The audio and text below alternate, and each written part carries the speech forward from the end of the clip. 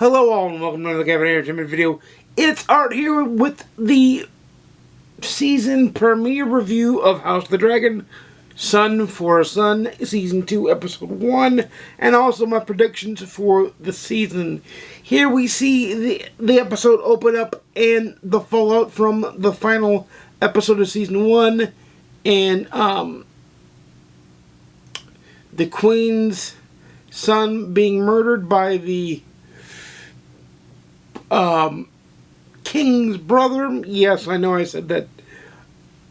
But Aemon murders Rhaenyra's son, his cousin no less, because this is basically a family civil war that's going to have the Seven Kingdoms all in an uproar and all in hell, because we're upon the War of Dragons.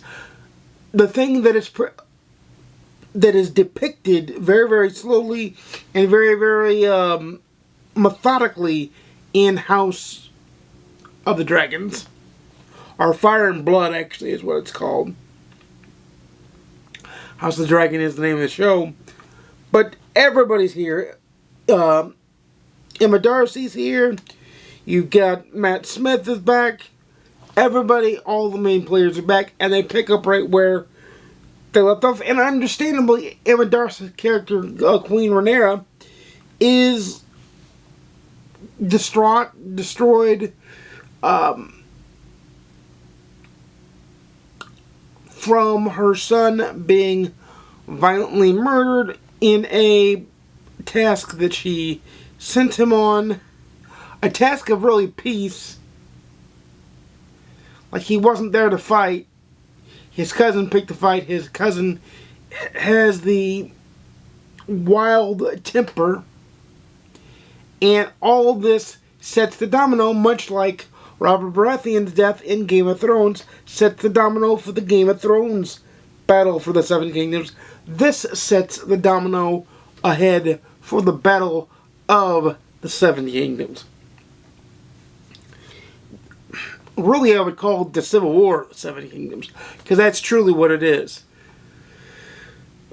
The one line she does say is, "I want Aemon Targaryen." Basically says it to her brother or her uncle / husband. Incest is a thing in royal families. That's just how it was in our history and in the world of Westeros as well. Is that a thing? Yes. Does Daemon act upon it and take it as an order? Yes. Does it go awry, as it always does in the Song of Ice and Fire? Hell yes. But it's acted out well. The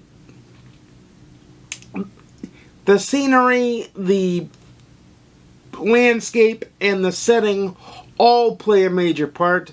The dragons are CGI'd well in. Very well in. They've just done a wonderful job and everything.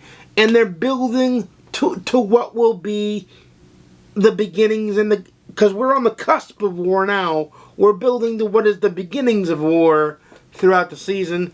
I don't know how many episodes the season will be, but I predict this season will be number 1, top notch. It will be number 2, succinct and tell a good story. And number 3, it will be exactly what it needs to be to push the narrative forward, because George R.R. Martin, any of his projects, and this is a project of his, even though it's not run by him, his books, whatever you may say, he does to characters what serves the narrative, and that is the most important thing. And I do not think he would allow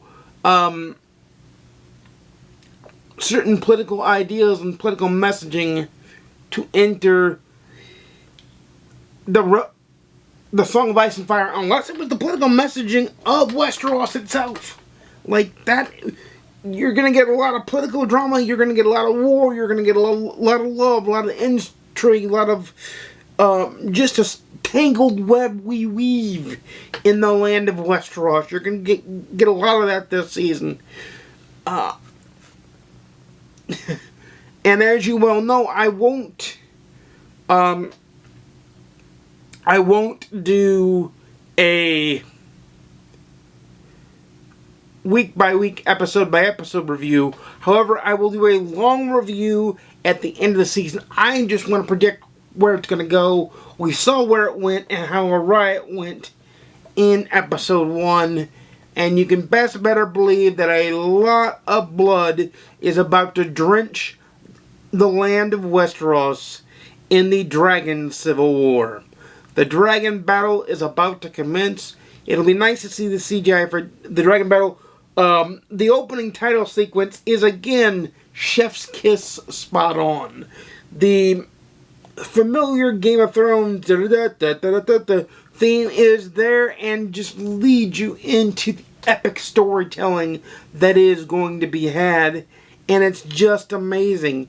The fact that this episode was almost, the tide was building, and at some point this season, we're going to get the tidal wave that truly pushes off into war, because we're about to get in the meat and potatoes of the Dragon Civil War, the Targaryen Civil War, the War of Dragons as it came to be known. It's going to be amazing. It's going to play out on our screens, and I, for one, cannot wait for it. It is a 10 out of 10 popcorns for me. I actually watched it in the dark and ate some popcorn while I watched it, because it is just appointment television for me. You can guarantee that once the season is done, the review for the entire season will be up right away, unlike Dune, which unfortunately had to get pushed back for this because I felt this was more timely. This was more, I just felt the need to gush on about this. We will do the Dune review at some point soon. We will get to the Doctor Who season 14 review at some point soon as well, very soon as well. So we've got a lot going on and a lot to handle here. Plus I'll review Tracker at some point as well. So everything is just on point and on and popping. We're going to be reviewing a lot, and plus we've got the major announcement coming in this coming Saturday's CRU about what we're doing special in July. You will hear about it from me on the CRU. But I can tell you that if you're not watching House of the Dragon, now is your time to catch up with Season 1 and start Season 2. If you are watching House of the Dragon, leave in the comments down below what you think is going to happen in all of Season 2. Please, no spoilers for those who haven't watched it, or if you're watching this after the season's over, no spoilers for those that haven't watched the season, because I want them to experience it just as we all did.